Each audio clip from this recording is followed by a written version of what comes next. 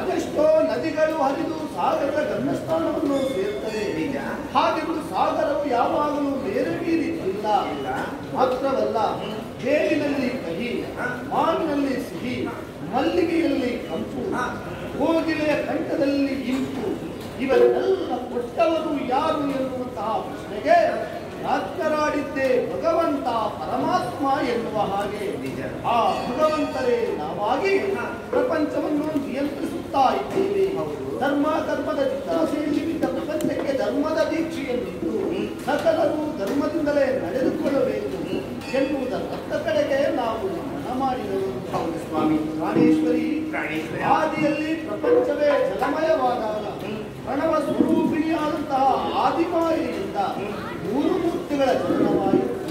ಸೃಷ್ಟಿಯ ಕಾರ್ಯವನ್ನು ಮಾಡುವುದಕ್ಕೆ ಬ್ರಹ್ಮನಿಗೆ ತಾಯಿಯ ಆದೇಶವಾಯಿತು. ಹಾಗೆಯೇ ಸ್ಥಿತಿಯ ಕಾರ್ಯವನ್ನು ಮಾಡುವುದಕ್ಕೆ ಮಹಾವಿಷ್ಣುವಿಗೆ ತಾಯಿಯ ಅನುಗುಣವಾಯಿತು. ಅಂತೆಯೇ ಲಯ ಕಾರ್ಯವನ್ನು ಮಾಡುವುದಕ್ಕೆ ಪರಮೇಶ್ವರನಾದಂತಹ ನನಗೆ ತಾಯಿಯ ಆದೇಶ. ಸೃಷ್ಟಿಯ ಕಾರ್ಯವನ್ನು ಮಾಡುತ್ತಾ ಬ್ರಹ್ಮನು ಸತ್ಯಲೋಕದಲ್ಲಿ ರಾಜಸಂಭ್ರಮಿತನಾಗಿ ತನ್ನ ಕೈಕರ್ಯದಲ್ಲಿ ತಾನು ತೊಡಗಿಸಿಕೊಂಡವನಿದ್ದಾನೆ. ಹಾಗೆಯೇ ಸ್ಥಿತಿಯ ಕಾರ್ಯವನ್ನು ಮಾಡುತ್ತಾ ಪಾಲನಾಕರ್ತೃವಾದಂತಹ ಮಹಾವಿಷ್ಣುವು ಸಾತ್ವಿಕ ಗುಣೋಪೇತನಾಗಿ ವೈಕುಂಠದಲ್ಲಿದ್ದಾನೆ. ಅಂತೆಯೇ ಸಾತ್ವಿಕ ಗುಣಭರಿತನಾಗಿ ಲಯದ ಲೀಲೆಯನ್ನು ಮಾಡುತ್ತಾ ನಾನು ತಾಮಸ ಗುಣಭರಿತನಾಗಿ ಈ ವೈಕುಂಠದಲ್ಲಿದ್ದೇನೆ. ಸರ್ವರಿಗೂ ಶುಭವನ್ನು ಕೊಡುವ ಕಾರಣವೇ ನನ್ನನ್ನು ಶಿವ ಎನ್ನುವ ಹಾಗೆ ಹೇಳುತ್ತಾನೆ. ಲಯ ಕಾರ್ಯವನ್ನು ಮಾಡುವುದರಿಂದಲೇ ನಾನು ಹರನಿದ್ದೇನೆ. ಪ್ರಪಂಚಕ್ಕೆ ಅದೀಶ ಯಾಜಮಾನ್ಯವನ್ನು ಹೊಂದಿದ ಕಾರಣದಿಂದಲೇ ನನ್ನನ್ನು ಈಶಾ ಅಂತ ಕೊಂಡಾಡುತ್ತಾರೆ. ನನ್ನ ದೇಹದಲ್ಲಿ ಅರ್ಧ ಭಾಗವನ್ನು ನನ್ನ ಮನದಲ್ಲಿ ಆದಂತಹ ನಿನಗೆ ಕೊಟ್ಟ ಕಾರಣದಿಂದಲೇ ನನ್ನನ್ನು ಅರ್ಧನಾದೀಶ್ವರ ಅಂತ ಹೇಳ್ತಾರೆ. ಪಂಚಭೂತಾತ್ಮಕವಾದಂತಹ ಪ್ರಪಂಚವನ್ನು ನಾನು ನಿಯಂತ್ರಿಸುವ ಕಾರಣದಿಂದಲೇ ನನ್ನನ್ನು ಭೂತಪತಿ ಅಂತ ಪ್ರಪಂಚ ಕೊಂಡಾಡುತ್ತಾರೆ. ಪ್ರಾಣೇಶ್ವರಿ ಹಿಂದೆ ದಾಕ್ಷಾಯಿಣಿಯಾಗಿದ್ದಂತಹ ನೀವು ದಕ್ಷಿಣ ಯಾಗಮಂಟಪದಲ್ಲಿ ನನಗಾದ ಅವಮಾನವನ್ನು ತಾಳಲಾದಂತಹ ಜೀವನಕ್ಕೆ ಬಂದಾಗ ಯೋಗಾಗ್ನಿಯನ್ನು ಹರಿಸಿ ಭಕ್ತಳಾಗಿ ಹುಡುಕಿ ಬಳಿಕ ಪರ್ವತರಾಜನ ಮಗಳಾಗಿ ಪಾರ್ವತಿ ಎನ್ನುವಂತಹ ಶುಭನಾಮಾಂಕಿತದಲ್ಲಿ ಹುಟ್ಟಿ ನನ್ನನ್ನೇ ಬರೆಯುವುದಕ್ಕಾಗಿ ತಪಸ್ಸು ಮಾಡಿದವಳು. ಆ ಮುಖೇನವಾಗಿ ನನ್ನನ್ನು ನಡೆದವಳು ಸತಿ ಪುರುಷರಾಗಿ ಈ ಪ್ರಪಂಚದಲ್ಲಿ ನಾವು ಕಾಣಿಸಿಕೊಂಡವರು, ಆದರ್ಶರಾಗಿ ನಾವು ನಡೆದವರು. ನೋಡಿದೆಯಾ, ಈ ಬೇಲಿ ಬೆಟ್ಟದಲ್ಲಿ ನಮ್ಮತ್ತಾದಂತಹ ವಾಸಸ್ಥಾನ ಗುಹ, ಗಣಪತಿ, ವೀರಭದ್ರ ಮೊದಲಾದ ಮಕ್ಕಳು ಹಾಡಿ ಕುಣಿದು ಕಳಿಸುತ್ತಾ ಇದ್ದಾರೆ. ಇನ್ನೊಂದೆಡೆ ಭೃಂಗಿ, ಭೃಂಗಿ, ಕಾಲಭೈರವರೇ ಮೊದಲಾದಂತಹ ಗಣಗಳು ಶಿವಪಂಚಾಕ್ಷರಿ ಮಂತ್ರವನ್ನು ಪಠಿಸುತ್ತಾ ಇದ್ದಾರೆ. ಮನಸ್ಸಿಗೆ ಆನಂದ. ಅದೆಲ್ಲ ತಂದ್ರೆ ನಾನು ಆಲೋಚನೆ ಮಾಡುವುದು ಮತ್ತಿಂದ ನಾನು ಮಾತಾಡ್ತಾ ಇದ್ದೇನೆ. ಇದರಲ್ಲಿ ಹೊಸ ಬದಲಾವಣೆಯನ್ನು ಕಾಣುತ್ತಾ ಇದ್ದೇನಲ್ಲ.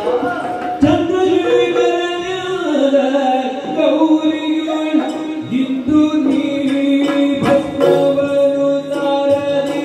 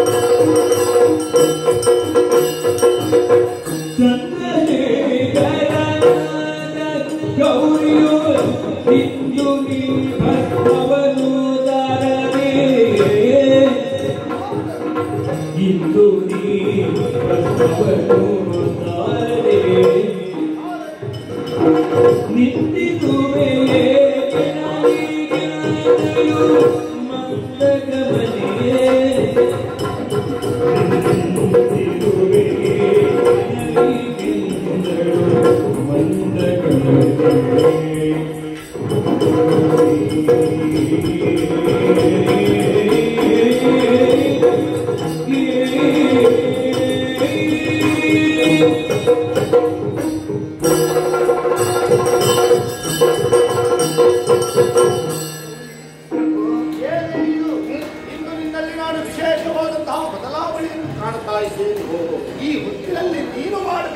ಕೈಕರ್ಯವೇನು? ನನಗೆ ಯಾವಾಗಲೂ ನನ್ನ ಭಕ್ತರ ಚಿತಾಭಸ್ಮವನ್ನು ತರುವಂತ ಹೊತ್ತು ತರುವ ಕಾಯಕ ನಿನ್ನದು. ಆ ಕಾರ್ಯದಲ್ಲಿ ನಿನ್ನನ್ನು ನೀನು ಯಾವಾಗಲೂ ತೊಡಗಿಸಿಕೊಳ್ಳುವವಳು. ಆದ್ರೆ ಇಂದು ಹಾಗಲ್ಲ. ನನ್ನ ಮಾತುಗಳನ್ನು ಆಲಿಸುತ್ತಲು ಅಥವಾ ಮತ್ತಾವ ಕಡೆಗೋ ಗಮನ ಹರಿಸುತ್ತಲು ಏಕೋ ಏನೋ ಏಕಾಗ್ರತೆಯನ್ನೇ ಕಳೆದುಕೊಂಡವಳಂತೆ. ನಿನ್ನ ಕಚ್ಚದಲ್ಲಿ ನೀನು ಹಿಂದುಳಿದವಳಂತೆ. ಇಂದು ಮನಸ್ಸಿನಲ್ಲಿ ಚಂಚಲತೆಯನ್ನೇ ತುಂಬಿಸಿಕೊಂಡವಳಂತೆ. ನೀನು ಇನ್ನೂ ಈ ಕೈಲಾಸಕ್ಕೆ ನಿನ್ನ ಕಾರ್ಯದಲ್ಲಿ ನಿನ್ನನ್ನು ನೀನು ತೊಡಗಿಸಿಕೊಂಡ ಹಾಗಿಲ್ಲ. ಹಾಗಿದ್ರೆ ನೀನು ಹೋಗುವುದಿಲ್ವೋ ಭೂಲೋಕಕ್ಕೆ? ಹೋಗಿ ನನಗೆ ಭಸ್ಮವನ್ನು ತರುವುದಿಲ್ವೋ? ಭಸ್ಮವನ್ನು ತಾರದೆ ಉಳಿಬೇಕಾದ್ರೆ ನಾನು ಭಸ್ಮವನ್ನು ಲೇಪಿಸುವುದಾದರೂ ಹೇಗೆ? ನನ್ನ ಕಾರ್ಯದಲ್ಲಿಯೂ ನಾನು ಹಿಂದುಳಿದ ಹಾಗಾಗಿ ನನಗೆ ಕೇಳ್ತಾ ಇದ್ದೀನಿ, ಏನಾಯಿತು? ಇನ್ನು ಯಾಕೆ ನೀನು ಭೂಲೋಕಕ್ಕೆ ಹೋಗುವುದಕ್ಕೆ ತಡ ಮಾಡ್ತಾ ಇದ್ದಿ? ಯಾಕೆ ಭಸ್ಮ ಈ ಹೊತ್ತಿನಲ್ಲಿ ತರಲಿಲ್ಲ? ಹೇಳು ನನ್ನಲ್ಲಿ. ಹೀಗಾಗಲಿಕ್ಕೆ ಕಾರಣ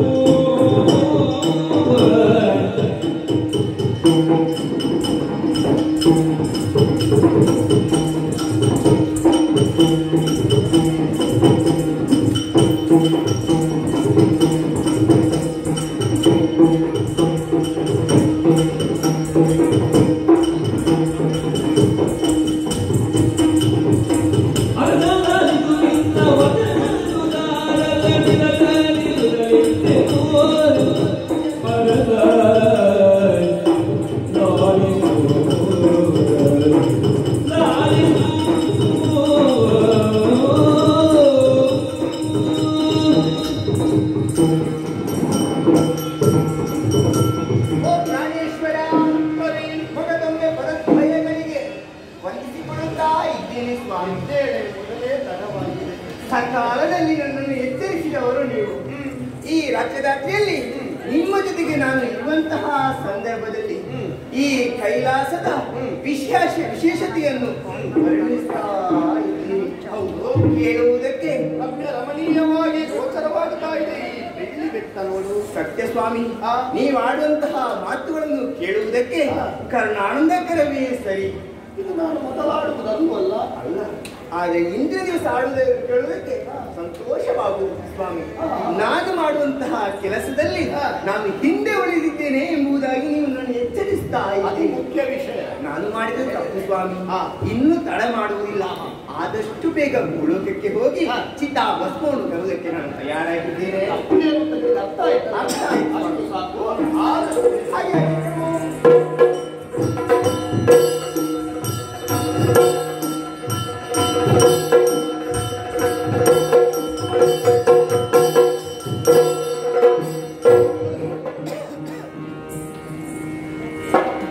ಹರನು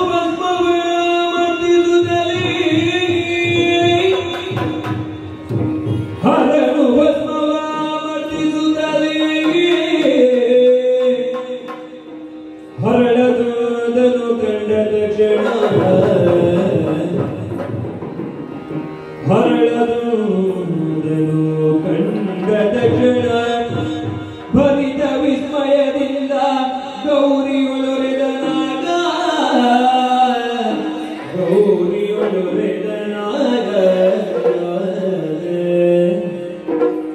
ನಾನು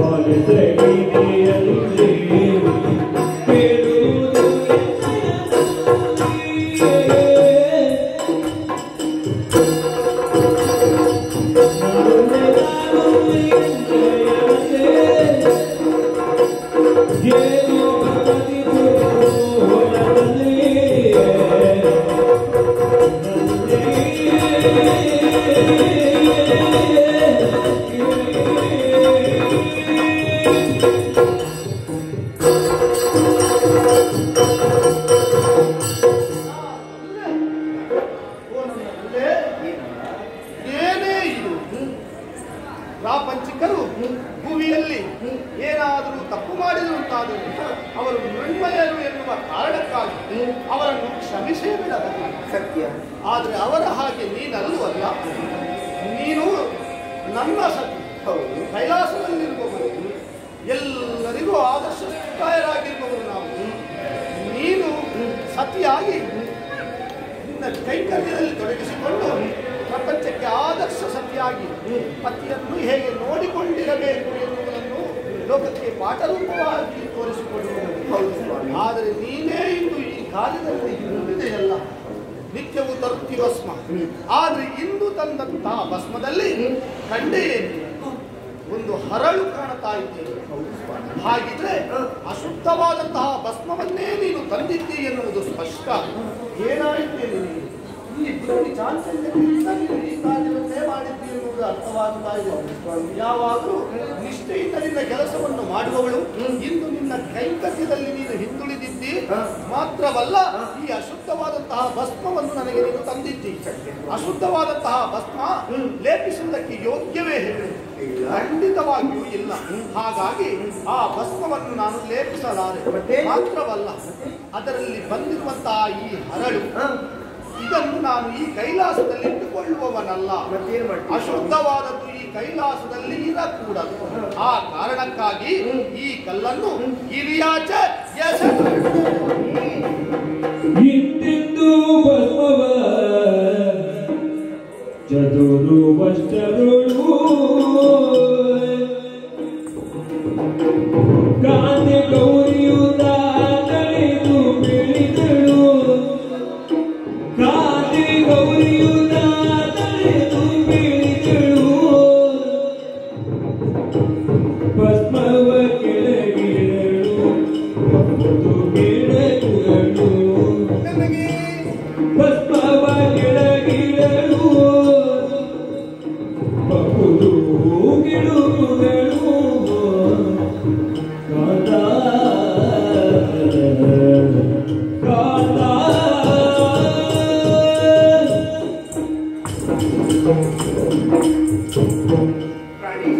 ಪ್ರಾಣೇಶ್ವರಿ, ನಾನು ತಂದಂತಹ ಚಿತಾಭಸ್ಮದಲ್ಲಿ ಒಂದು ಕಲ್ಲು ಸಿಕ್ಕಿದೆ.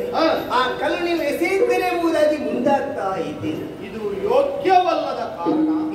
ಈ ಕಲ್ಲು ಈ ಕೈಲಾಸದಲ್ಲಿ ಇರಬಾರದು ಎನ್ನುವ ಕಾರಣಕ್ಕಾಗಿ ಇದನ್ನು ಎಸೆಯುವುದು ಬೇಡ ಸ್ವಾಮಿ. ಯಾಕೆ ಬೇಡ? ಜಗತ್ತ ಮಾತ ಪಿತೃಗಳು ನಾವು. ಹೌದು ತಾನೇ. ಆ ಭಸ್ಮವನ್ನು ತರುವಂತಹ ಸಂದರ್ಭದಲ್ಲಿ ಆ ಕಲ್ಲಿಗೆ ನನ್ನ ಕೈಯ ಸ್ಪರ್ಶ ಆಗಿದೆ. ತದನಂತರ ನೀವು ಅದನ್ನು ಪ್ರಾರ್ಥಿಸುವಂತಹ ಸಂದರ್ಭದಲ್ಲಿ ನಿಮ್ಮ ಕೈ ಸ್ಪರ್ಶ ಆಗಿದೆ. ಅಷ್ಟು ಮಾತ್ರವಲ್ಲ ಸ್ವಾಮಿ, ಅಗನಾಶಿನಿಯಾದಂತಹ ಗಂಗಾ ಭವನಿಯ ಜಲವು ಅದಕ್ಕೆ ಸೋಕಿದೆ. ಈ ಹೊತ್ತಿಗೆ ಆ ಕಲ್ಲನ್ನು ನೀವು ಬಿಸಾಡಿದೆ ಎಂದಾದರೆ ಅದರಿಂದ ಏನಾದ್ರೂ ಮುಂದಕ್ಕೆ ಕಂಟಕ ಕಳುಕೆ ಎಂಬುದು ಬಂದು ಬರ್ತದೆ. ಆದ್ದರಿಂದ ಹೇಳುತ್ತಾ ಇದ್ದೇನೆ ಸ್ವಾಮಿ, ಅದನ್ನು ನೀವು ಬೀಸಾಡುವುದು ಸರಿಯಲ್ಲ ಪ್ರಭು. ಹಾಗೆಂದು ಈ ಕೈಲಾಸದಲ್ಲಿ ಇಟ್ಟುಕೊಳ್ಳುವುದಕ್ಕೆ ಸಾಧ್ಯವೇನೇ? ಇದನ್ನು ಇಲ್ಲ, ಯೋಗ್ಯವಲ್ಲದಂತಹ ವಸ್ತು ಈ ಕೈಲಾಸದಲ್ಲಿ ಇರಕೂಡದು. ನಿಜ. ಆ ಕಾರಣಕ್ಕಾಗಿಯೇ ನಾನು ಆಡಿದ್ದು ಇದನ್ನು ಎಸೆಯುತ್ತೇನೆ ಎಂದು. ಹಾಗೆ ನೀನು ಚಿಂತಿಸಬೇಡ ಕಾಂತೆ. ಮುಂದೆ ಕಷ್ಟ ಬಂದರೆ ನಿನ್ನ ಪತಿಯಾದಂತಹ ನಾನಿಲ್ಲವೇನೆ ಸರ್ವರ ಕಷ್ಟವನ್ನೇ ದೂರೀಕರಿಸುವಂತಹ ನನಗೆ ಕಷ್ಟವನ್ನು ದೂರೀಕರಿಸುವುದಕ್ಕೆ ಸಾಧ್ಯ ಆಗುವುದಿಲ್ಲ ಅಂತ ಭಾವಿಸಿದ್ದೀರ. ಬೇಡ, ಇದು ಈ ಕಲ್ಲನ್ನು ಇದಿಯಾತ್ರೆ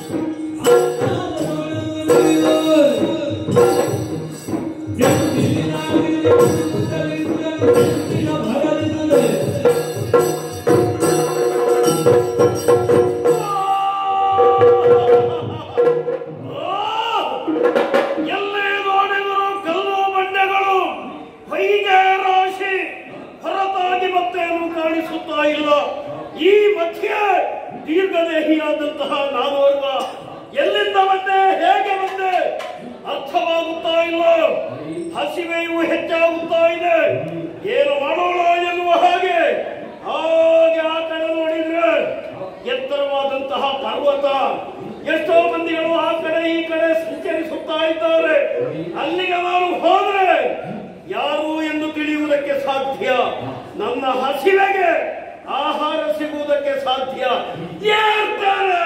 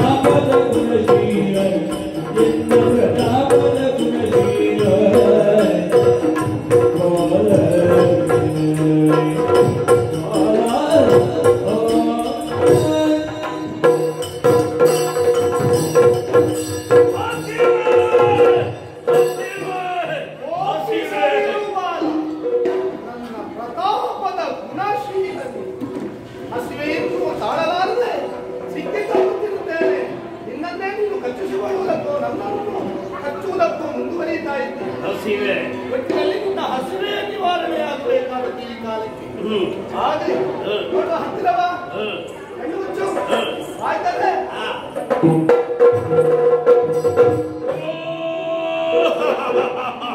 ಹಸಿವೆ ದೂರವಾಗಿದೆ. ಎಲ್ಲೋ ನನಗೆ ಉಣಿಸಿದಂತಹ ನೀನು ಯಾರು? ನಿನ್ನಿಂದ ಉಂಡಂತಹ ನಾನು ಯಾರು? ಹೇಳಬೇಕ. ನನ್ನಿಂದಲೇ ಹುಟ್ಟನ್ನು ಕಂಡುಕೊಂಡವನು ನೀನು, ನನ್ನಿಂದಲೇ ಹುಟ್ಟಾದದ್ದು ನಿನ್ನ.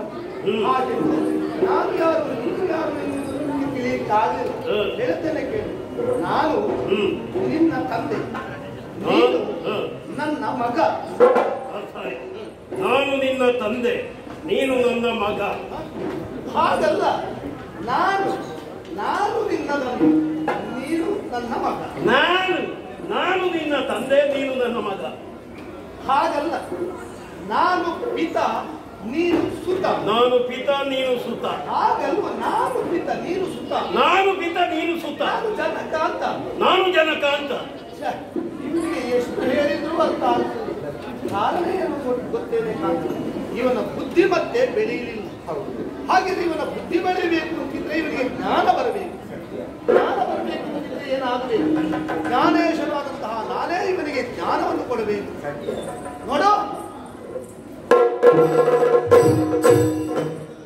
ಯಾರು ನೀನು ಯಾರು ಹೇಳು? ನಾನು ನಿನ್ನ ತಂದೆ, ನೀನು ನನ್ನ ಮಗ. ನೀನು ನನ್ನ ತಂದೆ. ನೀನು ನನ್ನ ತಂದೆ, ತಂದೆ. ನಾನು ನಿನ್ನ ಮಗ. ನೀನು ನನ್ನ ತಂದೆ, ಮಗ, ತಂದೆ, ಅಪ್ಪ, ಮಗ, ಅಪ್ಪ. ನನ್ನ ತಂದೆ ನೀವು ಎನ್ನುವ ಹಾಗೆ ನಾನು ಅರ್ಥ ಮಾಡಿಕೊಂಡೆ. ನಿನಗೆ ಹೆಸರಿಲ್ವೇ ಗುರುತಿಸುವುದಕ್ಕೆ? ಉಂಟು. ಏನು ಹೆಸರಿದೆ? ಜಗದೀಶ್ವರ, ಪರಮೇಶ್ವರ, ಸರ್ವೇಶ್ವರ ಅಂತ ನನ್ನನ್ನು ಪ್ರಪಂಚ ಕೊಂಡಾಡುತ್ತದೆ ಮಗನೇ. ಪರಮೇಶ್ವರ, ಸರ್ವೇಶ್ವರ ಎನ್ನುವ ಹಾಗೆ ಪ್ರಪಂಚ ಕೊಂಡಾಡುತ್ತಾ ಇದೆ. ಹಾಗಿದ್ರೆ ನಾನು ಪರಮೇಶ್ವರನ ಮಗ. ಅಪ್ಪ, ಎಲ್ಲರಂತೆ ನೀನಿಲ್ಲ. ನಿನ್ನಲ್ಲಿ ಅದೆಷ್ಟೋ ವಿಶೇಷತೆಗಳನ್ನು ನಾನು ಕಾಣುತ್ತಾ ಇದ್ದೇನೆ.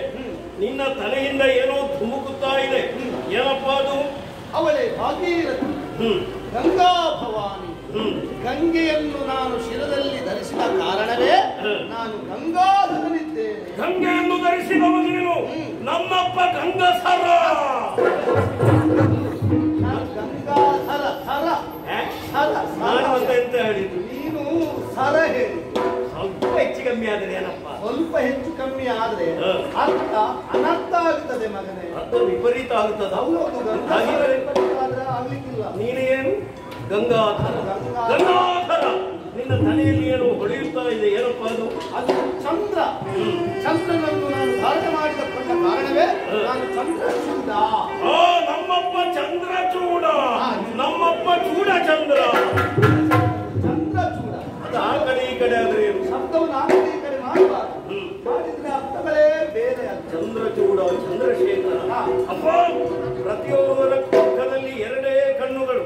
ಆದ್ರೆ ನಿನ್ನ ಹಣೆಯಲ್ಲಿ ಹೆಚ್ಚಿನ ಅದ್ಯಾಕಪ್ಪ? ಮಗನೇ, ಇದು ಹೆಚ್ಚಿನ ಕಣ್ಣು, ಇದು ಕಿಚ್ಚಿನ ಕಣ್ಣು. ಸರಿ. ಒಂದು ವೇಳೆ ನನಗೆ ಕೋಪ ಬಂತು ಅಂತಾದ್ರೆ ಈ ಮೂರನೇ ಕಿಚ್ಚಿನ ಕಣ್ಣನ್ನು ನಾನು ತೆರೆದೆ ಅಂತಾದ್ರೆ ಎದುರಿನವರು ಭಸ್ಮೀಭೂತರಾಗ್ತಾರೆ. ಸರಿ. ಅರ್ಥ ಆಯ್ತಲ್ಲ ನಿನಗೆ? ಕಣ್ಣನ್ನು ತೆರೆದೆ ಅಂತಾದ್ರೆ ಎದುರಿನವರು ಭಸ್ಮೀಭೂತರಾಗುತ್ತಾರೆ. ಬಿಚ್ಚಬೇಡ ನೀನು, ಹಾಗೆ ಇರ್ಲಿ. ಆ ಮೂರನೇ ಕಣ್ಣು ಉಳ್ಳವನಾದ್ದರಿಂದಲೇ ನನಗೆ ಮುಕ್ಕಣ್ಣ ಅಂತ ಹೆಸರುಂಟು ಮಗನೇ. ಮುಕ್ಕಣ್ಣ. ಹೌದು. ಅಪ್ಪ, ನಿನ್ನ ಕಂಠ ಕಪ್ಪಾಗಿದೆ ಯಾಕೆ? ಇದು ಸಮುದ್ರ ಮಥನ ಕಾಲದಲ್ಲಿ ಹುಟ್ಟಿ ಬಂತು ವಿಷ. ಆ ಕಾಲಕ್ಕೆ ಆ ವಿಷವನ್ನು ನಾನು ಪಾನ ಮಾಡಿದೆ. ಆ ಹೊತ್ತಿಗೆ ನನ್ನವಳು ಬಂದು ನನ್ನ ಕಂಠವನ್ನು ಹಿಡಿದು, ಹಾಗಾಗಿ ಆ ವಿಷ ನನ್ನ ಕಂಠದಲ್ಲಿ ಶೇಖರಣೆಗೊಂಡಿದೆ.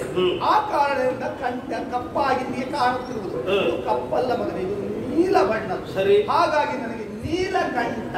ನೀಲಕಂಠ ಉಡುವುದಕ್ಕೆ ಬೇರೆ ಬಟ್ಟೆ ಬರಲಿಲ್ವೇ ಅಪ್ಪ ನಿನಗೆ? ಏನಿಲ್ಲ. ಇದು ಏನಪ್ಪ ಚರ್ಮ ಕಾಣಿಸುತ್ತಾ ಉಂಟು? ಇದೆಲ್ಲ ಯಾಕೆ? ಅಂದ್ರೆ ಭಕ್ತರ ಮನೋಭಿಲಾಷೆಯನ್ನು ನೆರವೇರಿಸುವುದಕ್ಕೆ ಬೇಕಾಗಿ ನಾನು ದೇವನಾಗಿ ಇದನ್ನೆಲ್ಲ ಧಾರಣೆ ಮಾಡಿದ್ದೇನೆ. ಇದು ವ್ಯಾಘ್ರದ ಚರ್ಮ. ವ್ಯಾಘ್ರಾಸುರನ್ನು ದಾನವನ್ನು ಕೊಂದು ಅವನ ಮನೋಭಿಲಾಷೆಯನ್ನು ನೆರವೇರಿಸುವುದಕ್ಕೆ ಬೇಕಾಗಿ ಇಟ್ಟುಕೊಂಡರು. ಇದು ಗಜ ಚರ್ಮ. ಹಾಗಾಗಿ ನನಗೆ ಇದೆಲ್ಲ ಭೂಷಣಗಳು, ಆಭೂಷಣಗಳು. ನಾನು ಗಜ ಚರ್ಮಾಂಬರಧಾರಿ, ವ್ಯಾಘ್ರ ಚರ್ಮಾಂಬರಧಾರಿ. ಅರ್ಥೈಸಿಕೊಂಡೆ. ಅಪ್ಪ, ಇದು ಏನಪ್ಪ ಕುತ್ತಿಗೆಯಲ್ಲಿ ಎಲ್ಲ ಸುತ್ತುಕೊಂಡಿದ್ದು ಬುಸು ಬುಸು ಹೇಳ್ತಾ ಉಂಟು? ಅದನ್ನು ಎಂದು ಆಗುವುದಿಲ್ಲ ಮಗನೇ. ಇದು ನನಗೆ ಭೂಷಣ, ಇದು ನನಗೆ ಆಭರಣ. ಸರಿ. ಇದು ನಾಗ, ನಾಗವೇ ನನಗೆ ಆಭರಣವಾದ ಕಾರಣ ನಾನು ನಾಗಾಭರಣವಿದ್ದೇನೆ. ನನ್ನ ತಂದೆ ನೀನು ಸರ್ವೇಶ್ವರ, ಗಂಗಾಧರ, ಚಂದ್ರಶೇಖರ, ನೀಲಕಂಠ, ನಾಗಾಭರಣ ಎನ್ನುವ ಹಾಗೆ ಕರೆಸಿಕೊಳ್ಳುವ ನಿನ್ನ ಸಂಪೂರ್ಣ ಪರಿಚಯವಾಗಿದೆ. ಇಲ್ಲಿ ಅದೆಷ್ಟೋ ಮಂದಿಗಳಿದ್ದಾರೆ, ಪ್ರತಿಯೊಬ್ಬರ ಪರಿಚಯವನ್ನು ಮಾಡಿಕೊಳ್ಳಬೇಕು ಎನ್ನುವ ಆಸೆ. ನನ್ನನ್ನು ಆಕರ್ಷಿಸಿದವ ಯಾರು ಅಲ್ಲಿ?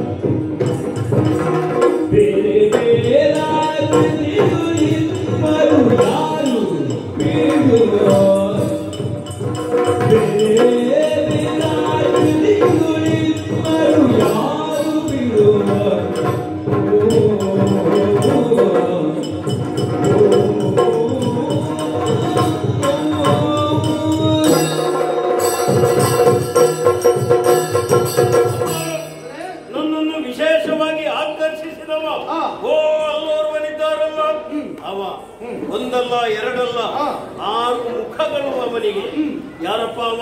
ಅವ ನನ್ನ ಮಗ. ನಿನ್ನ ಮಗ? ಅವ ನನ್ನ ಮಗ. ಹಾಗಿದ್ರೆ ನನಗೂ ಮಗನೇ. ಅದ್ಯಾಕೆ ನಿನ್ನ ಮಗ ನನಗೆ ಮಗ ಆಗುದಿಲ್ಲ? ನನ್ನ ಮಗ ನಿನಗೆ ಮಗನಾಗುವುದಿಲ್ಲ. ನಿನಗಿಂತ ಮೊದಲು ಅವನು ಹುಟ್ಟಿದ ಕಾರಣ ಅವ ನಿನಗೆ ಅಣ್ಣನಾಗುತ್ತಾನೆ. ಹೌದು. ಆ ಬಳಿಕ ನೀನು ಹುಟ್ಟಿದ ಕಾರಣ ಅವನಿಗೆ ನೀನು ತಮ್ಮನಾಗ. ನಾನು ತಮ್ಮ, ಹೌದು. ಅವ ಅಣ್ಣ. ಅವನಿಗೆ ಹೆಸರಿಲ್ವಾ? 6 ಮುಖವನ್ನು ಹೊಂದಿದವ ಷಡಾನನ, ಷಣ್ಮುಖ, ಸುಬ್ರಹ್ಮಣ್ಯ ಹೀಗೆಲ್ಲ ಅವನನ್ನು ಕರೀತಾರೆ. ಅಷ್ಟು ಮಾತ್ರವಲ್ಲ ಮಗನೇ, ಅವನು ವಿಶೇಷವಾಗಿ ತಾರಕಾಸುರನೆನ್ನುವಂತಹ ದೈತ್ಯನನ್ನು 61ನೇ ದಿನದಲ್ಲಿ ಕೊಂದವ. ಹಾಗಾಗಿ ಅವನಿಗೆ ತಾರಕಾರಿ ಅಂತ ಒಂದು ವಿಶೇಷವಾದಂತಹ ಹೆಸರು ಬಂದಿದೆ ಮಗನೇ. ತರಕಾರಿ ಹೇಳಿದ್ರೆ ಅವರ ತರಕಾರಿ ಅಲ್ವ, ತಾರಕಾರಿ. ಸ್ವಲ್ಪ ಹೆಚ್ಚು ಕಮ್ಮಿ ಆದ್ರೆ ತರಕಾರಿ ಹೋಗಿ ಮತ್ತೊಂದು ಆಗ್ತದೆ. ಅಷ್ಟು ಮಾತ್ರ ಅವನಿಗೆ ಕುಮಾರ ಅಂತ ಹೆಸರು ಉಂಟು. ಕುಮಾರಸ್ವಾಮಿ ಅಂತ ಹೇಳಿದ್ರೆ ಇವರ? ಕುಮಾರಸ್ವಾಮಿ ಅಂತ ಹೇಳಿದ್ರೆ ಇವರಲ್ಲ, ಇವರಿಗೆ ಕುಮಾರ. ನನ್ನ ಪಾಲಿಗೆ ಸ್ವಾಮಿ. ಕುಮಾರನ್ನ ಹೊಂದಿಸಿಕೊಂಡಿದ್ದೇನೆ. ಒಬ್ಬ ಅವನನ್ನು ನೋಡುವಾಗ ನನಗೆ ನಗು ಬರುತ್ತಾ ಇದೆ. ದೊಡ್ಡ ಹೊಟ್ಟೆ, ದೊಡ್ಡ ಕಿವಿ, ಸಣ್ಣ ಕಣ್ಣು. ಅಪ್ಪ ಅವನ ಮೂಗು ಎಷ್ಟು ಉದ್ದಪ್ಪ, ಎಷ್ಟು ಉದ್ದ. ಅದು ಮೂಗಲ್ಲ ಮಗನೇ, ಅದು ಸೊಂಡಿಲು. ಅದು ಸೊಂಡಿಲು? ಹೌದು. ಅಪ್ಪ ನಿನ್ನ ಸೊಂಡಿಲು ಎಷ್ಟುಂಟಪ್ಪ? ನನಗೆ ಸೊಂಡಿಲಿಲ್ಲ, ನನಗೆ ಮೂಗು ಮಾತ್ರ. ನನ್ನ ಸೊಂಡಿಲು ಎಲ್ಲಿಂಟು? ಹಾಗಿದ್ರೆ ನಮಗೆಲ್ಲ ಸೊಂಡಿಲಿಲ್ವಾ? ಇಲ್ಲ, ಅವನಿಗೆ ಸೊಂಡಿಲು ಬರೋದಕ್ಕೆ ಕಾರಣ ಉಂಟು. ಅವನಿಗೆ ಸೊಂಡಿಲು, ಅವನಿಗೆ ಮೂಗಿಲ್ಲ. ಅವನಿಗೆ ಮೂಗಿಲ್ಲ. ಒಂದು ಪ್ರಸಂಗದಲ್ಲಿ ನನಗೆ ಕೋಪ ಬಂದು ಅವನ ಶಿರವನ್ನೇ ಕತ್ತರಿಸಬೇಕಾದ ಅನಿವಾರ್ಯ ಸ್ಥಿತಿ ಒದಗಿ ಬಂದಿತ್ತು. ಆಮೇಲೆ ನನ್ನವಳು ದುಃಖಿಸಿದಾಗ ಆನೆಯ ಮುಖವನ್ನು ಕತ್ತರಿಸಿ ಅವನಿಗೆ ಜೋಡಣೆ ಮಾಡಿದೆ. ಆ ಕಾರಣಕ್ಕಾಗಿ ಅವನು ಗಜವದನ ಮತ್ತೊಂದು ಗಣಪ ಅಂತ ಸಹ ಹೆಸರುಂಟವನು. ಗಣಪಣ್ಣ ಅಂತ ಹೇಳಿ ಅವನು ನಿನ್ನ ಅಣ್ಣ. ಗಣಪಣ್ಣ ಹೇಳಿದ್ರೆ ಇವನೇ ಅಲ್ಲ. ಗಜಾನನ ಮೊದಲ ಪೂಜೆಗೊಂಬವ ಅಣ್ಣ ಗಣಪಣ್ಣ ವಂದಿಸಿಕೊಳ್ಳುತ್ತಾ ಇದ್ದೇನೆ. ಅಪ್ಪ ಅಲ್ಲೋರ್ವನಿದ್ದಾನೆ, ನನ್ನ ಪ್ರತಿಬಿಂಬದ ಹಾಗೆ ಕಂಗೊಳಿಸುತ್ತಾ ಇದ್ದಾನೆ. ಭದ್ರವಾದಂತಹ ಶರೀರ. ಯಾರಪ್ಪ ಅವ? ಮಗನೇ, ಅವನು ದಕ್ಷನ ಯಾಗವನ್ನು ಧ್ವಂಸಗೊಳಿಸುವುದಕ್ಕಾಗಿಯೇ ಹುಟ್ಟಿದವನು. ದಕ್ಷ ಮಗ ಧ್ವಂಸಿ ಮಗನೇ. ಅವನ ಹೆಸರು ವೀರಭದ್ರ. ನನಗೇನಾಗಬೇಕು? ನಿನಗೆ ಅಣ್ಣ. ಓ ವೀರಭದ್ರಣ್ಣ ವಂದಿಸಿಗಳು. ಅಪ್ಪ ಇವನಿಗೆ 4 ಕಾಲು ಅಲ್ವೇ? ಅವನ ತಲೆಯಲ್ಲಿ ಏನಪ್ಪ ಅದು? ಅದು ಕೋಡು. ಕೋಡು. ನಿನ್ನ ತಲೆಯಲ್ಲಿ ಒಂದೇ ಕೋಡು. ಅದು ಕೋಡಲ್ಲ, ಅದು ಶಿಖೆ. ಅವನಿಗೆ ನನ್ನ ತಲೆಯಲ್ಲಿ ಉಂಟಪ್ಪ ಕೋಡು. ನಿನ್ನ ತಲೆಯಲ್ಲಿ ಅದೇ ಅವನಿಗೆ ಮಾತ್ರ ಕೋಡು. ಅದು ಅವ ನಂದಿ ಮಗನೇ. ನಂದಿ. ಯಾ ನಂದಿ. ನಂದಿ ಓ ನಂದಿ. ಓ ನಂದಿ ಅಲ್ಲ, ಹರೇ ನಂದಿ. ಅವ ನನ್ನ ವಾಹನ ಮಗನೇ. ಅವ ನಮ್ಮ ಹಾಗಲ್ಲ, ಅವ ವಾಹನ. ನನಗೆ ಭೂಲೋಕ ಪರ್ಯಟನೆ ಮಾಡಬೇಕು ಅಂತಿದ್ರೆ ನಾನು ಅವನನ್ನೇ ಏರಿ ಹೋಗು. ಪ್ರಾಣಿ. ಹೌದು ಪ್ರಾಣಿ, ಅವ ಮನುಷ್ಯ ಅಲ್ಲ. ನಂದಿ. ಓ ನಂದಿ, ವಂದಿಸಿಕೊಳ್ಳುತ್ತಾ ಇದ್ದೇನೆ. ಅಪ್ಪ ಇವರೆಲ್ಲ ಯಾರಪ್ಪ ಇಷ್ಟು ಮಂದಿಗಳು?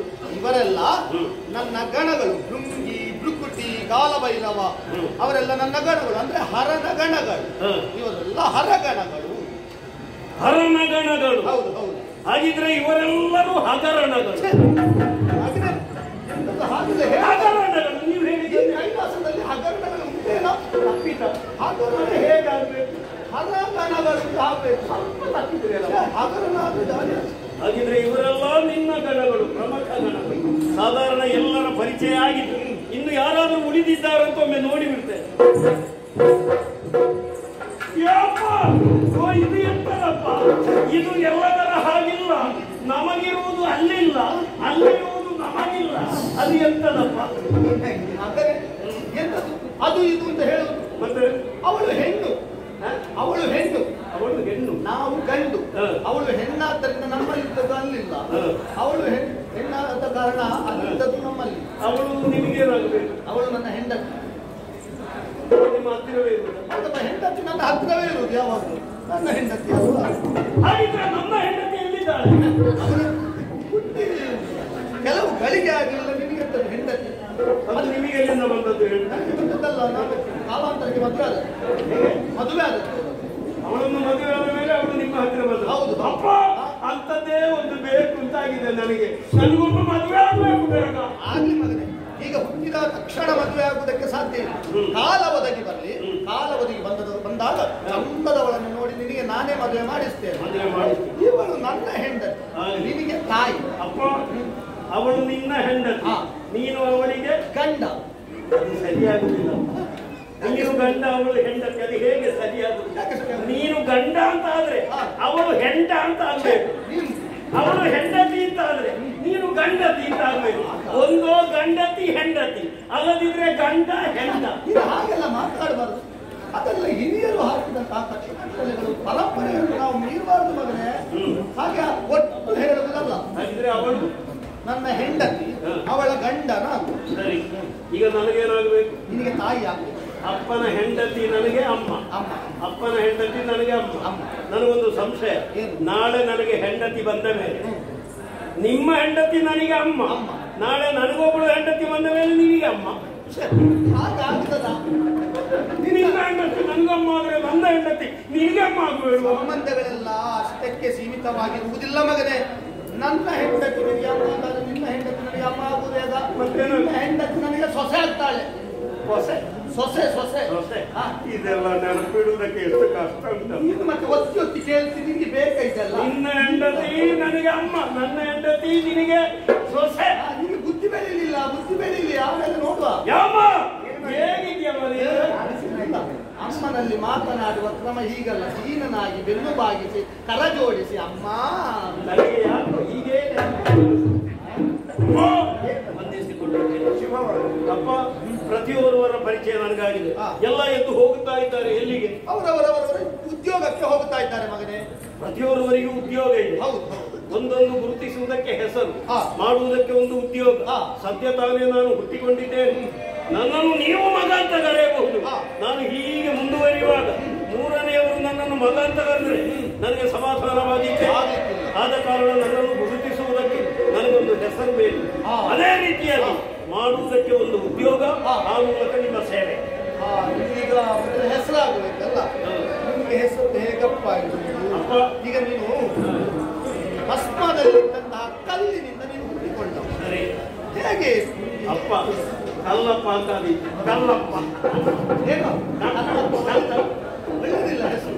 ಮೊದಲೇ ನನ್ನನ್ನು ಜನ ಗುಡ್ಡಪ್ಪ ಅಂತ ಕರೀತಾರೆ. ನಾಳೆ ನನ್ನ ಕಲ್ಲಪ್ಪ ಅಂತ ಕರೀತಾರೆ. ಗುಡ್ಡಪ್ಪ ಕಲ್ಲಪ್ಪ ತೂಕದ ಹೆಸರಾಗಬೇಕಲ್ಲ. ತೂಕದ ಹೆಸರಾಗಬೇಕು. ಪ್ರಪಂಚದ ರಾಯನಿ ನಾನು ನಿನ್ನ ಮಗ, ಕಲ್ಲಿನಿಂದ ಹುಟ್ಟಿಕೊಂಡ ಕಲ್ಲೂರಾಯ ಅಂತ ಅದಿತ್ತು. ಕಲ್ಲೂರಾಯ ಭೂಲೋಕದಲ್ಲಿ ಕೆಲವು ಮಂದಿ ಇದ್ದಾರೆ ಕಲ್ಲೂರಾಯ ಅಂತ. ನಾಳೆ ನಿನ್ನನ್ನು ನಾನು ಕಲ್ಲೂರಾಯ ಕಲ್ಲೂರಾಯ ಅಂತ ಕರೆದಾಗ ಅವರು ಓಡಿ ಬಂದ್ರೆ ಕಷ್ಟ ಆಗ್ತದೆ ನನಗೆ ಸುಧಾರಿಸಲಿಕ್ಕೆ. ನಾನು ಯಾವ ಹೆಸರು ಸೂಚಿಸಿದ್ರು ನಿನಗೆ ಆಗುವುದಿಲ್ಲ. ಹಾಗಿದ್ರೆ ನೀನೇ ಹೇಳಿಬಿಡಿ. ಆಗ್ಲಿ, ಒಟ್ಟಿನಲ್ಲಿ ಕಲ್ಲಿನ ವಿಷಯ ಬೇಡ. ನೀನು ಭಸ್ಮದಲ್ಲಿ ಹುಟ್ಟಿಕೊಂಡ, ಆಸುರಿ ಪ್ರವೃತ್ತಿಯನ್ನು ಮೈಗೂಡಿಸಿಕೊಂಡ. ಆ ಕಾರಣದಿಂದಾಗಿ ಇನ್ನು ಮುಂದಕ್ಕೆ ನಿನಗೆ ಭಸ್ಮಾಸುರ. ಭಸ್ಮಾಸುರ ಆಯ್ತು.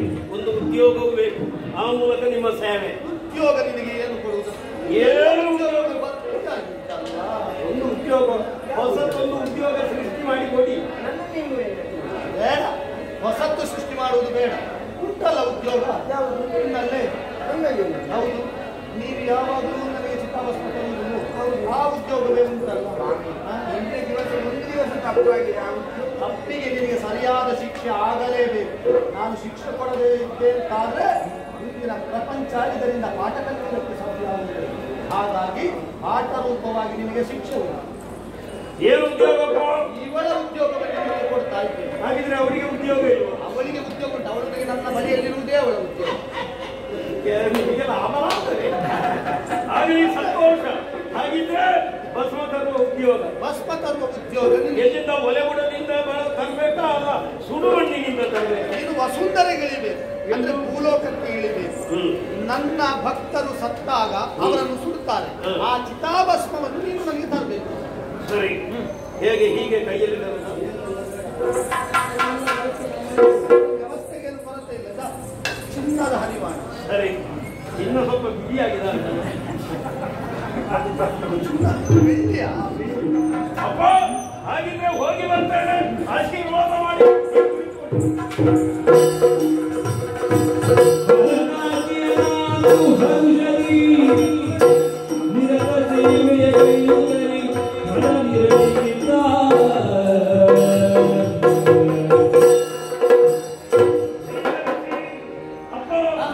ನೀನು ಭಸ್ಮ ಲೇಪಿಸುವ, ನನಗೆ ಒಂದು ನೋಡುವುದಕ್ಕೆ ಅವಕಾಶ ಉಂಟಲ್ಲ. ಭಸ್ಮಲೇಪನ ನೀನು ಭಸ್ಮ ಲೇಪನ ಮಾಡುವ ಅಂತ ಕಂಕುಮಿಸಬೇಕು ಆಸೆ. ನೋಡು, ಈಗ ಭಸ್ಮವನ್ನು ತೆಗಿಬೇಕು. ಸರಿ, ತೆಗೆದು ಎಡಗೈಗೆ ಅಂಗೈಗೆ ಹಾಕಿ. ಸರಿ. ಆಮೇಲೆ ನೋಡು, ಇದು ಹರಳು ಹರಳು ಸಿಗುತ್ತಾಗಿ ಹುಡಿ ಹುಡಿಯಾಗು, ಅವು ಒಣಗಿ ಉಂಟು. ಇದು ಬೇಗ ಅಂಟಿಕೊಳ್ಬೇಕಿದ್ರೆ ಮಂದಾಗಬೇಕು. ನೀರು ಬೇಕು. ಮಂದಾಗಬೇಕು ಅಂತಿದ್ರೆ ಶುದ್ಧೋದಕ ಆಗಬೇಕು. ಎಲ್ಲಿಂದ ನೀರು ತರಲಿ ನಾನು? ನೀನು ಎಲ್ಲಿಗೆಲ್ಲ ಯಾಕೆ ಹೋಗುದು ಮಗನೇ? ಮಳೆ ಉಂಟ? ನನ್ನದೇ ಉಂಟಲ್ಲ. ಎಲ್ಲುಂಟಪ್ಪ ನಿನ್ನ? ನೋಡು ನನ್ನ ಶಿರ. ಓ, ನೀನು ಗಂಗಾಧರ. ನಮ್ಮಪ್ಪನಿಗೆ ಏನು ವ್ಯವಸ್ಥೆ? ನಿನಗೆ ಸ್ನಾನ ಮಾಡಬೇಕಿದ್ರೆ ಕೆಲಸ ಏನಿಲ್ಲ, ಕೆಳಗಿಂದ ಹೀಗೆ ಉಜ್ಜಿಕೊಂಡ್ರೆ ಆಯ್ತು, ಶುದ್ಧ ಅಲ್ಲ ಸರ್? ಸರಿ, ನೋಡು, ಈ ಗಂಗಾ ಜಲವನ್ನೆಲ್ಲಕ್ಕೆ ಪ್ರೋಕ್ಷಿಸಿದ್ದೇನೆ. ನೋಡು, ಎರಡು ಕೈಯಲ್ಲಿ ಮರ್ತಿಸುತ್ತ ಹಾಗ ಹೀಗೆ ಮೂರು ಬೆರಳಲ್ಲಿ ಹೀಗೆ ಮೊದಲು ಶಿರ. ಅಪ್ಪ, ಒಂದು ಸಂಶಯ. ನಿನ್ನ ಕೈಯಲ್ಲಿ 5 ಬೆರಳುಗಳಿವೆ, ನಿನ್ನ ಹಣೆ ಅಷ್ಟು ಅಗಲ ಇದೆ. 5 ಅಡ್ಡ ನಾಮ ಆಗ್ಲಿಕ್ಕೆ ಆಗುದಿಲ್ಲ. ಅದ್ಯಾಕೆ ಬರೇ 3 ನಾಮ? ಮಗನೇ, ಈ ಪ್ರಪಂಚವೇ 3ರಲ್ಲಿ ಅಡಕವಾಗಿದೆ. ಬ್ರಹ್ಮ, ವಿಷ್ಣು, ಮಹೇಶ್ವರ, ಸೃಷ್ಟಿ, ಸ್ಥಿತಿ, ಲಯ, ತ್ರಿಗುಣಾತ್ಮಕವಾದಂತಹ ಪ್ರಪಂಚ. ಹಾಗಾಗಿ 3 ಎನ್ನುವಂತಹ ಸಂಖ್ಯೆಗೆ ವಿಶೇಷವಾದ ಅರ್ಥ ಉಂಟು ಮಗನೇ. ಪ್ರಪಂಚ 3ರಲ್ಲಿ ಅಡಕವಾಗಿದೆ. ನೋಡು, ಮೊದಲು ಆಮೇಲೆ ಭುಜಕ್ಕೆ, ಕೈಗೆ, ಹೊಟ್ಟೆಗೆ.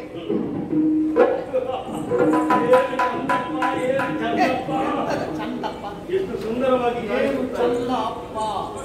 ನಾನು ಹೇಗೆ ಕಾಣ್ತಾ ಇದ್ದೇನೆ? ಸತ್ಯಂ ಶಿವಂ ಸುಂದರ. ಅಪ್ಪ, ಭಸ್ಮಲೇಪನ ಆಯ್ತಲ್ಲ, ಇನ್ನು ನಾನು ಹೋಗಿ ಮಲಗುತ್ತೇನೆ. ನನ್ನ ಕೆಲಸ ಆಯ್ತಲ್ಲ. ಆಗ ಉದ್ಯೋಗ ಇಲ್ಲ, ಉದ್ಯೋಗ ಬೇಕು ಅಂತ ಕೇಳ್ತಿದ್ದಿ. ಈಗ ಉದ್ಯೋಗ ಸಿಕ್ಕಿದಾಗ ಆಯ್ತಲ್ಲ, ಉದ್ಯೋಗ ಮಾಡಿ ಆಯ್ತಲ್ಲ. ಆಗಲಿಲ್ಲ. ಅದಕ್ಕೊಂದು ವಿಶ್ರಾಂತಿ ಇಲ್ವಾ? ಇಲ್ವೋ? ಅದೇ ನಾನು ದಿವಸಕ್ಕೆ 3 ಬಾರಿ ಭಸ್ಮಲೇಪನವನ್ನು ಮಾಡುತ್ತೇನೆ. ಈ ಸಂಧ್ಯಾಕಾಲ ಭಸ್ಮಲೇಪನ ಧಾರಿಯಾಗಿದ್ದೇನೆ. ಹಾಗಾಗಿ ನೀನು ದಿವಸಕ್ಕೆ 3 ಸಲ ಭೂಮಿಗೆ ಹೋಗಬೇಕು.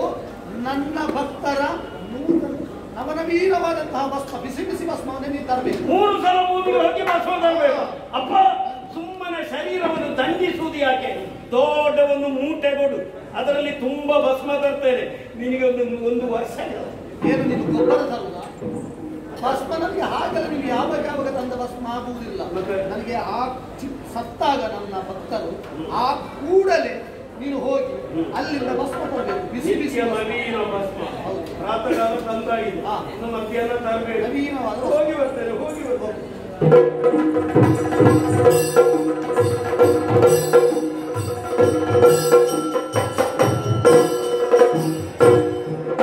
ಬೇಗ ಬಂದೆ, ನನಗೀಗ ದಾರಿ ಒಳ್ಳೆ ಗೊತ್ತಾಯ್ತು.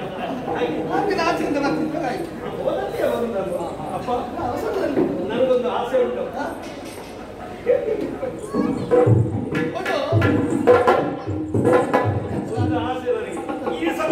ಅಪ್ಪನಿಗೆ ನಾವಾಗಿದ್ರೆ ಹೇಗೆ? ಕೆಲವು ದಿವಸ ಆಗಿದ್ರೆ ಈಗಲೇ ಅಪ್ಪನಿಗೆ ನಾಮ ನನಗೆ ಅರ್ಥ ಆಗಿಲ್ಲ. ಭೂಲೋಕದ ಜನರು ನಾಮ ಹಾಕುವುದು ಅಂತ ಹೇಳಿದ್ರೆ ಬೇರೆ ಅರ್ಥವನ್ನು ತಿಳ್ಕೊಳ್ತಾರೆ. ನನಗೆ ಅಷ್ಟೆಲ್ಲ ಅನುಭವ ಉಂಟ. ಅಪ್ಪ ನನಗೊಂದು ಭಸ್ಮ ಲೇಪಿಸಬೇಕು ಅಂತ ಆಸೆ ಆಗಿದೆ. ಅವಕಾಶ ಉಂಟಲ್ಲ, ಎಡಗೈಯಲ್ಲಿ ಭಸ್ಮ ಹಿಡ್ಕೊಂಡಿದ್ದೇನೆ. ಅಪ್ಪ ಒಂದು ನೀರಿನ ವ್ಯವಸ್ಥೆ ಮಾಡಿ ಅರ್ಪಿಸಿದೆ. ಮೊದಲಾಗಿ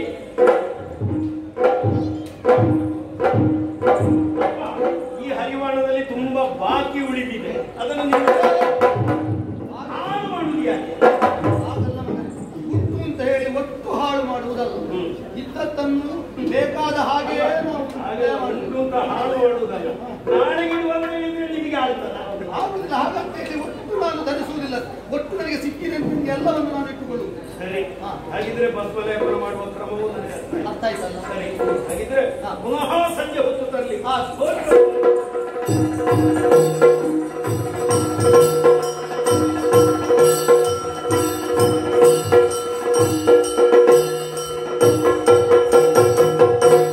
ಒಂದು ಜೀವನ ಪಕ್ಷಿ ವೃಂದದ ಪ್ರತಿಕ್ರಿಯೆಯಿಂದ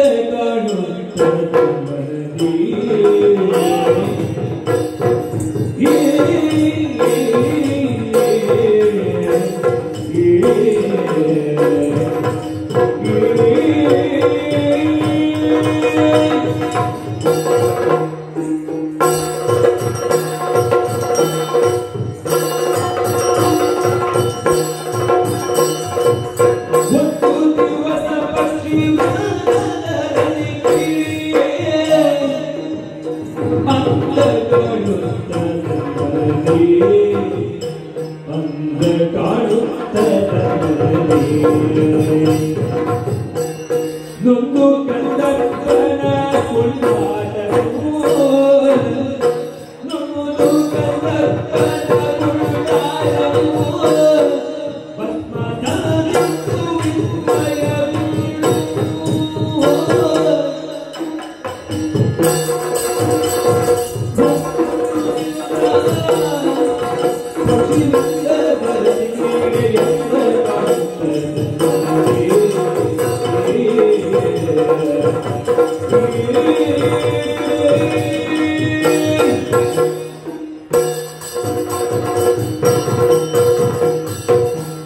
ಎಂದಿನಂತೆ ಇದ್ದು ಕೂಡ ಭಸ್ಮವನ್ನು ಆಯ್ದುಕೊಳ್ಳುವುದಕ್ಕೆ ಭೂಲೋಕಕ್ಕೆ ಬಂದೆ.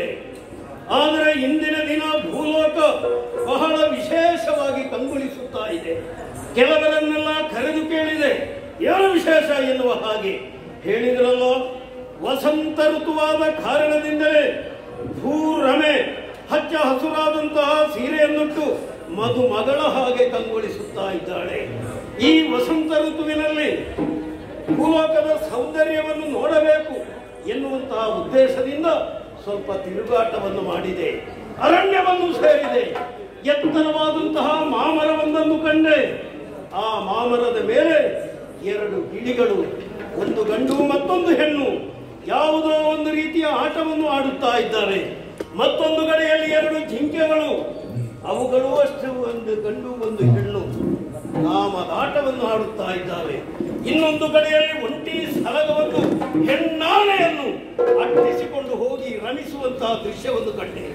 ಭೂಲೋಕದಲ್ಲಿ ಎಲ್ಲಿ ಕಂಡರೂ ಕೂಡ ಗಂಡು ಹೆಣ್ಣು ಗಂಡು ಹೆಣ್ಣು ಒಂದಾಗಿ ರಮಿಸುವಂತಹ ದೃಶ್ಯವನ್ನು ಕಂಡಾಕ್ಷಣ ಪ್ರಪಂಚದ ರಹಸ್ಯವೇ ಇದು ಎನ್ನುವ ಹಾಗೆ ನಾನು ಅರ್ಥ ಮಾಡಿಕೊಂಡೆ.